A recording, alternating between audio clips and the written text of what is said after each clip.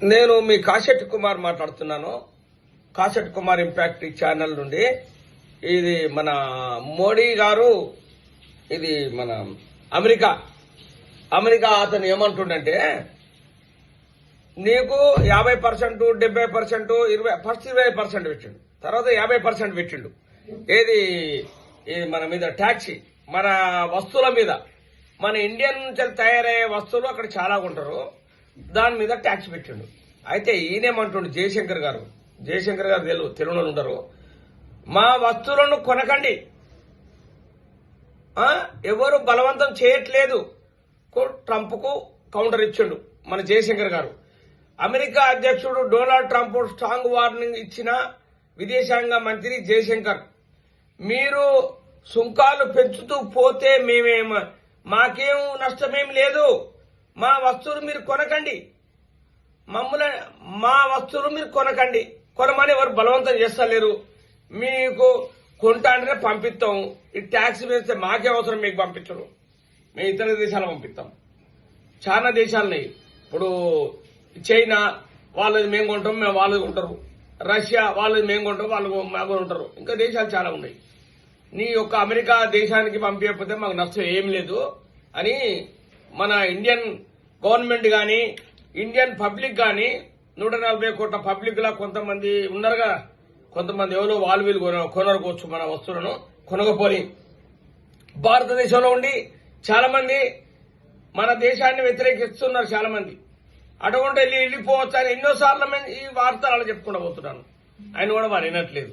వాళ్ళు ఈ దేశంలో ఉండి మన సొమ్ము తిని మన భారతదేశం గాడ్ పీల్చుకొని భారతదేశంతో డెవలప్ అయిన కొంతమంది మూర్ఖులు ఈ దేశం మీద విషం కక్కుతా ఉన్నారు. దాని మీద నేనేం చెప్పదలుచుకోలేదు.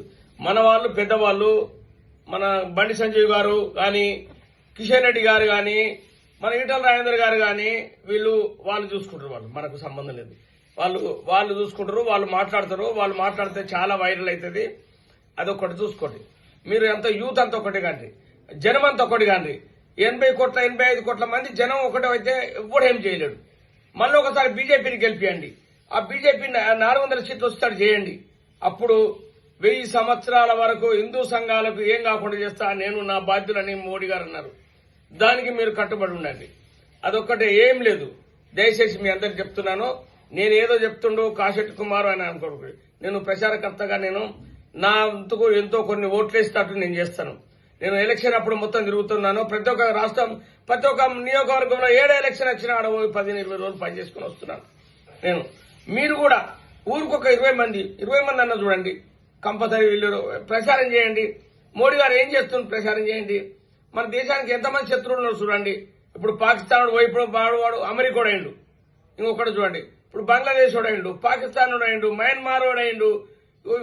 చూసండి ఒక్కొక్కటి చూడండి. ఇటు ముస్లిం కంట్రీస్ మన దిక్కున్నాయి. ముస్లిం కంట్రీస్ దేవుడు మోడీ మంచోడు అని వాళ్ళు శాంతిని కోరుకుంటా ఉన్నారు. కొంతమంది మూర్ఖులు అది ఆల్ ఖైదాని కోరుకుంటున్నారు. ఆల్ ఖైదాని అన్నం దొరకది, ఉన్న జనం అని తరిమి కొడతారు. ఆ రోజులు కూడా దగ్గరికి వస్తాయి.